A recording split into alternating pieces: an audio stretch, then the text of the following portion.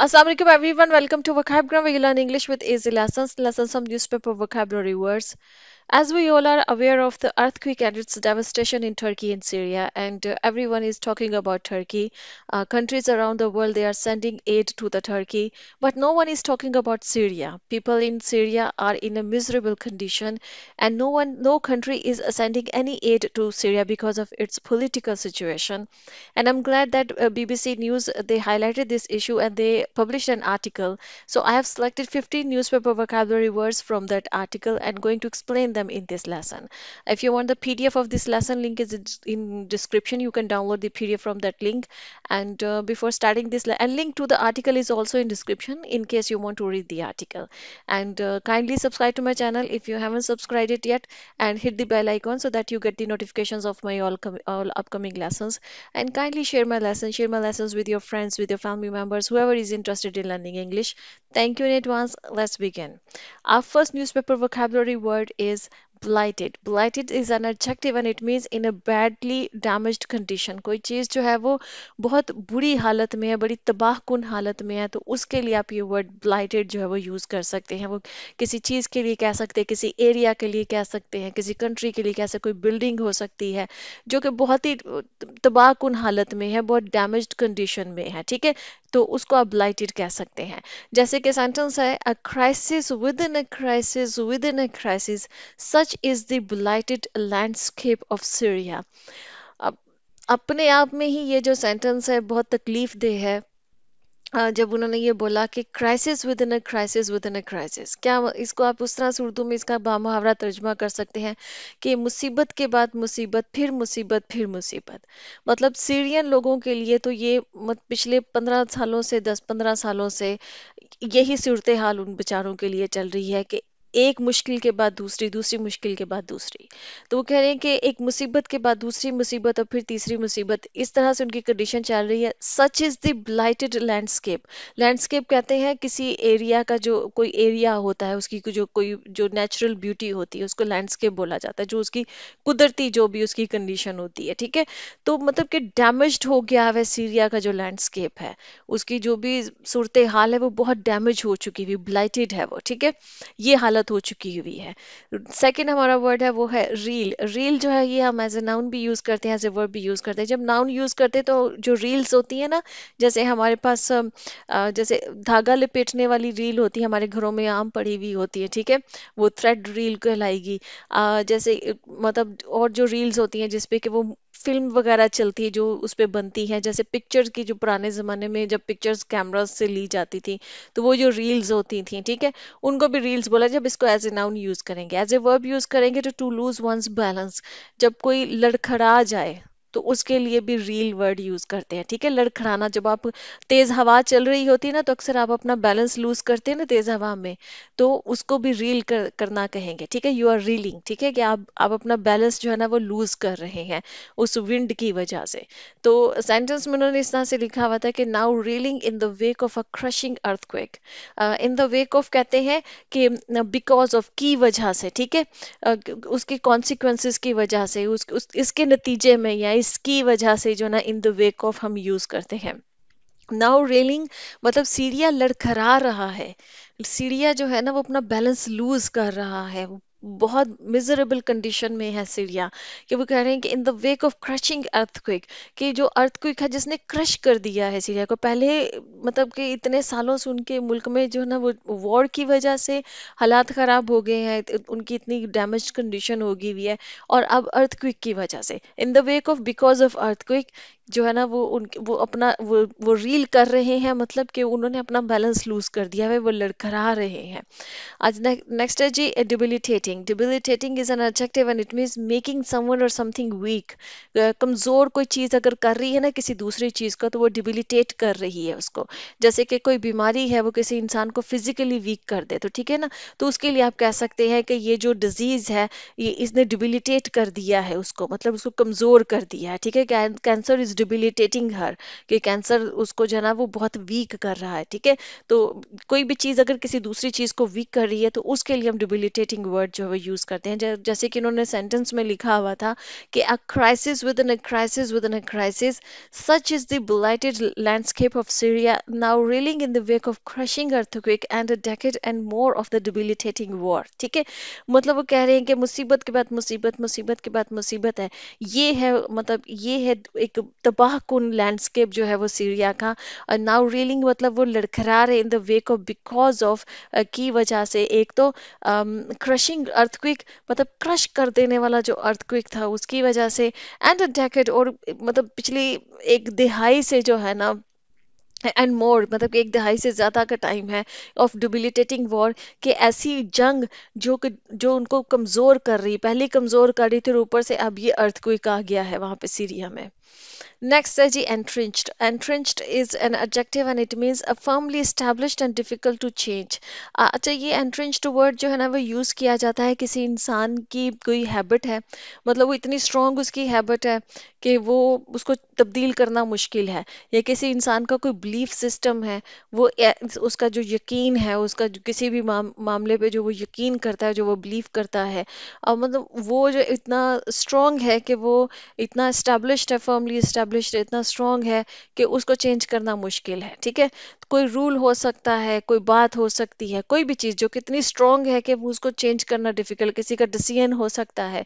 entrenched उसके लिए आप वर्ड यूज करेंगे। The country's seismic shock hasn't broken entrenched conflicts and obstacles। देखिए, seismic बोला जाता है ये जो अर्थक्वेक से जो ये जो जमीन जो है वो हिलती है ना, जमीन के हिलने से रिलेटेड जो चीजें होती हैं उसको सेismic बोला जाता है, ठीक है। तो वो कह रहे हैं कि वो जो एक जमीन का seismic शॉक, मतलब वो अर्थक्वेक के लिए उन्होंने ये वर्ड यूज किया है कि ये जो एक जलजला है जिसकी वजह से हिली है जमीन, hasn't broken entrenched conflicts, मतलब कि वो जो कॉन्फ्लिक्ट्स है ना उनको ब्रोक नहीं किया, उनको तोड़ा नहीं है। और वो जो ऑब्स्टेकल्स, ऑब्स्टेकल्स कहते हैं रुकावटों को, ठीक है, उन कॉन्फ्लिक्ट्स को इस अर्थक्वेक ने ना, वो ये कह रहे हैं कि वो जो एक स्ट्रॉन्ग किस्म के, एक मजबूत कॉन्फ्लिक्ट्स है ना, इतने गहरे, इतने मजबूत जो किस्म के जो कॉन्फ्लिक्ट्स और जो ऑब्स्टेकल्स हैं, जो कि रुकावटें हैं, उनको तोड़ा नहीं इस अर्थक्वेक ने, ठीक है, वो उनको तोड़ नहीं सका है। नेक्स्ट है जी obstruct. Obstruct is a verb and it means to block.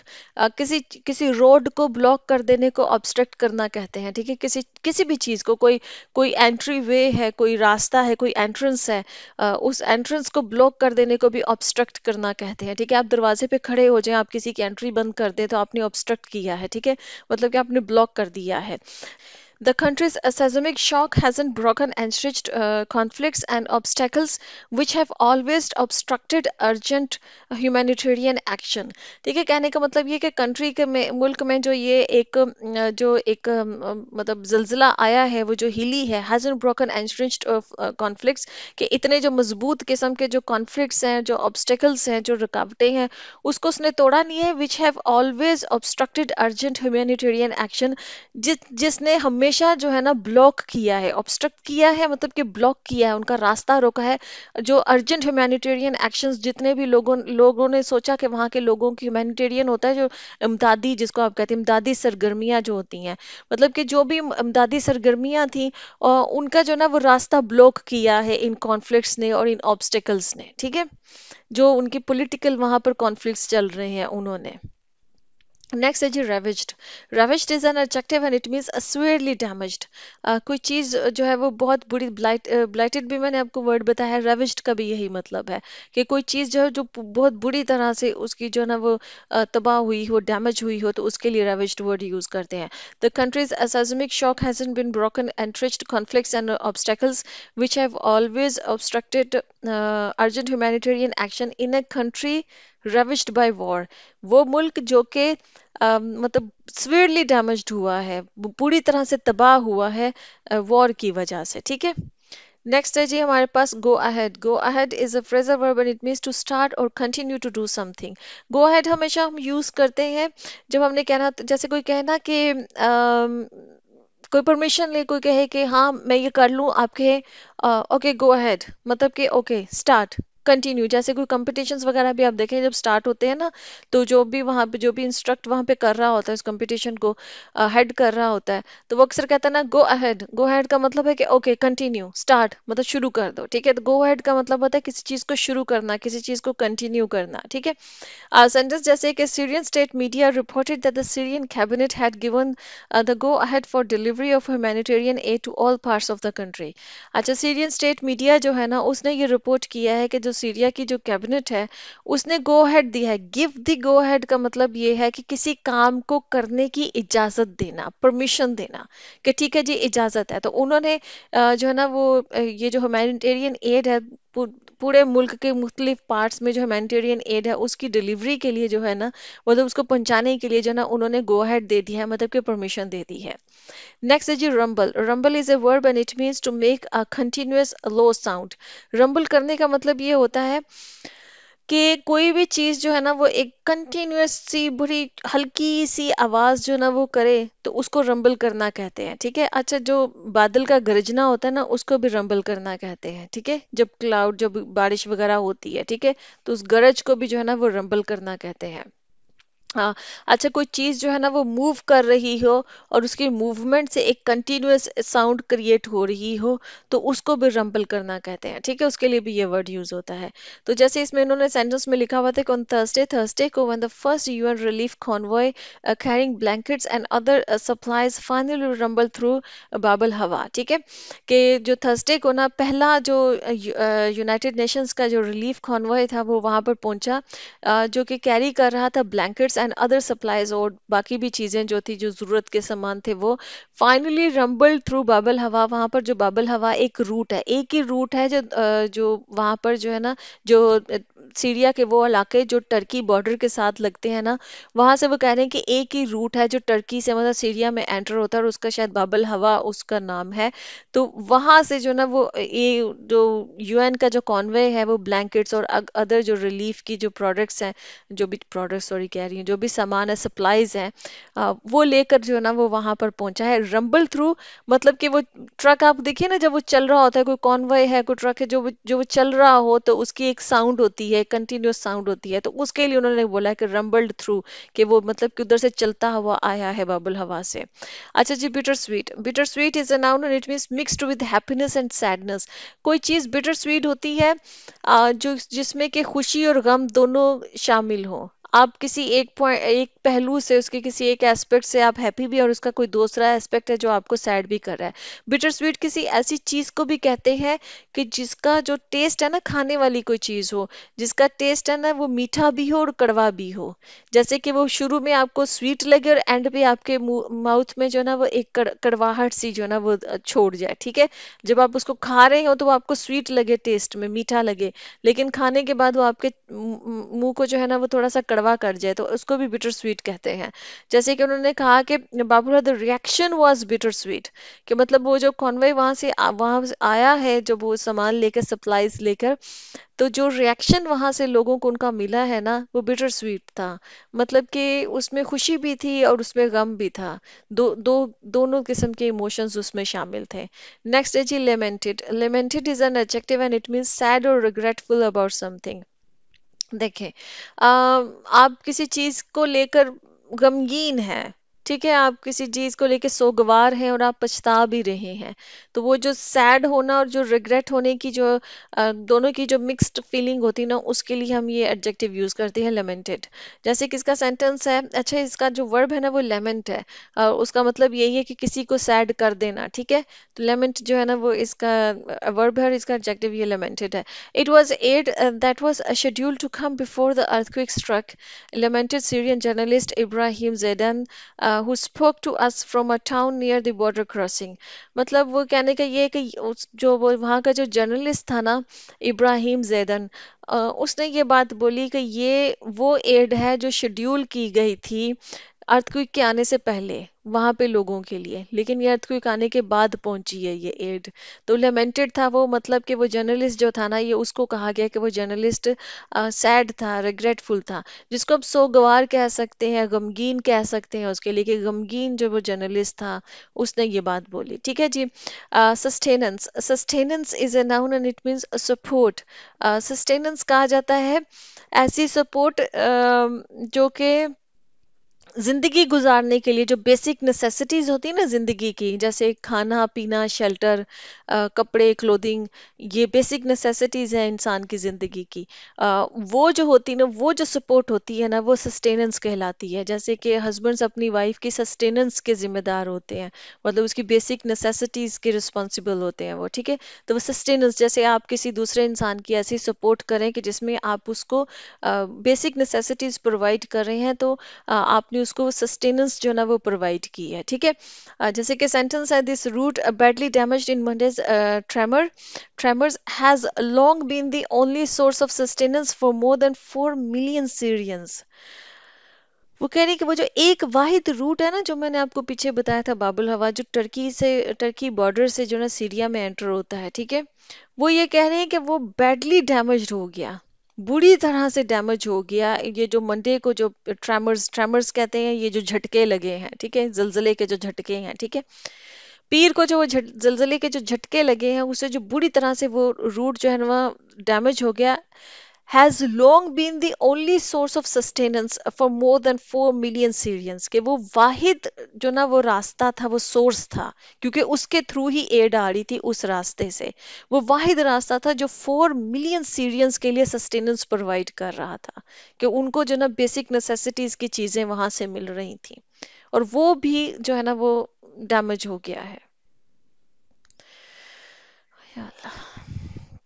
Next है जी handout. Handout is a noun and it means something given to a person in need. Handout कहते हैं कोई भी चीज किसी दूसरे इंसान को जो जरूरत में है ना उसको प्रोवाइड की जाए, चाहे वो हो सकता है वो फूड हो सकता है वो शेल्टर हो सकता है वो क्लोथिंग हो सकता है कि वो मेडिकल एड हो, जो भी है, इमदाद जिसको हम बोलते हैं ना, या मदद जिसको हम बोलते हैं, वो हैंड आउट कहलाता है। ठीक है जी। सेंटेंस है, this route badly damage in Monday's tremors has long been the only source of sustenance for more than 4 million Syrians, most of whom rely on handouts to survive। मतलब वो जो 4 million Syrians है ना, शामी लोग हैं, उनमें से ज्यादातर जो है ना वो इस हैंडआउट्स पे वो रिलाई कर रहे थे, इस पे, मतलब कि उनका इन्हिसार था सरवाइव करने के लिए, जिंदा रहने के लिए। मतलब उनके पास और कुछ नहीं है, उनको ये जो इमदाद मिलती है जो इस रूट से आ रही थी, उनके पास सरवाइव करने के लिए सिर्फ ये एक जो ना वो ओनली उनके पास ये चीज थी। नेक्स्ट है जी mounting. Mounting is an adjective and it means gradually increasing, बढ़ता हुआ, बढ़ता हुआ का माउंटिंग कहेंगे। ठीक है। UN is now under mounting pressure, कि जो यूनाइटेड नेशंस है ना वो इस वक्त एक बढ़ते हुए प्रेशर के अंडर है, मतलब उसके ऊपर जो दबाव है ना वो ग्रेजुअली इंक्रीज हो रहा है, बढ़ रहा है। नेक्स्ट है जी override. Override is a verb and it means to use authority to reject. Override करना मतलब आपके पास कोई अथॉरिटी है किसी चीज को रिजेक्ट करने की, ठीक है, तो आपने ओवरराइड किया है, ठीक है, उसको। जैसे किसी का ऑब्जेक्शन को ओवरराइड किया जाता है ना, वो मतलब कि, या किसी की रिक्वेस्ट को ओवरराइड करना, आपके पास अथॉरिटी है, आपने रिजेक्ट कर दी उसकी रिक्वेस्ट को, आपने रिजेक्ट कर दिया उसके ऑब्जेक्शन को, ठीक है, तो वो ओवरराइड करना कहलाता है। The UN is now under mounting pressure to find new ways to override politics। मतलब कि यूएन के ऊपर भी इस वक्त ग्रेजुअली बहुत ज्यादा प्रेशर जो है ना वो पड़ रहा है कि वो अपनी अथॉरिटी को यूज करे, ताकि वो जो है ना नए रास्ते कोई ढूंढे, ताकि वो अपनी अथॉरिटी को यूज करके ओवरराइड कर दे पॉलिटिक्स जो वहां पर सीरिया में चल रही है, and establish new routes as concern amounts over the depth of suffering. ठीक है। वो मतलब ताकि वो नए रास्ते जो है ना वहां पर एस्टेब्लिश कर सके, क्योंकि वो जो वाहिद रास्ता था वो भी डैमेज हो गया है इस अर्थक्वेक में, तो वो कह रहे हैं कि ताकि वो नए रास्ते जो है वो एस्टेब्लिश कर सके, रूट्स बना सके वहां पर, as concern amounts over the depth of suffering, sufferings, क्योंकि जो कंसर्न है लोगों का वो अब बढ़ रहा है, माउंट्स मतलब कि वो बढ़ रहा है लोगों का, कि वहाँ पर जो सफरिंग है, वहाँ पर जो मुश्किलात हैं, वहाँ पर वो उनकी जो डेप्थ है, उनकी जो गहराई है वो बहुत बढ़ गई है। As millions shelter in tents, के मिलियंस के करीब लोग हैं जो सिर्फ टेंट्स में रह रहे हैं, और on open ground in freezing winter temperature, यहाँ वो खुले आसमान के नीचे है और फ्रीजिंग टेम्परेचर है इस वक्त विंटर का। नेक्स्ट है जी privation. Privation is a noun and it means a lack of basic necessities of life. Privation जो है ना, महरूमी कह लें आप इसको उर्दू में, जब आपको आपके पास बेसिक नेसेसिटीज भी नहीं है ना, जो जरूरत की चीजें हैं इंसान की बेसिक्स, वो भी नहीं है, तो वो प्राइवेशन है। ठीक है। Sentence as Syrians, whenever, wherever they live, have been pulled down by years of grinding poverty and multiple privations. मतलब वो ये कह रहे हैं कि जो सीरियंस है ना, वो कहीं भी रहें, वो मतलब नीचे ही गिर रहे हैं बिकॉज ऑफ सालों की ग्राइंडिंग पॉवर्टी। पॉवर्टी मतलब गुर्बत, ग्राइंडिंग कहते हैं बड़ी सीवियर किस्म की, मतलब बहुत संगीन किस्म की जो गुर्बत है, कमर तोड़ देने वाली जो गुर्बत है वो, और मल्टीपल प्राइवेशंस के जो इतनी ज़्यादा महरूमियाँ हैं, क्योंकि इतनी उनके ऊपर सैंक्शंस भी लगी हुई हैं, उनके पॉलिटिकल हालात इतने ख़राब हैं, वहाँ जंग चल रही है, अब अर्थक्वेक भी हो गया है, तो इन सब की वजह से उनकी जो महरूमियाँ हैं ना वो बढ़ती जा रही हैं। ओके जी फ्रेंड्स, यहाँ पे लेसन ख़त्म होता है।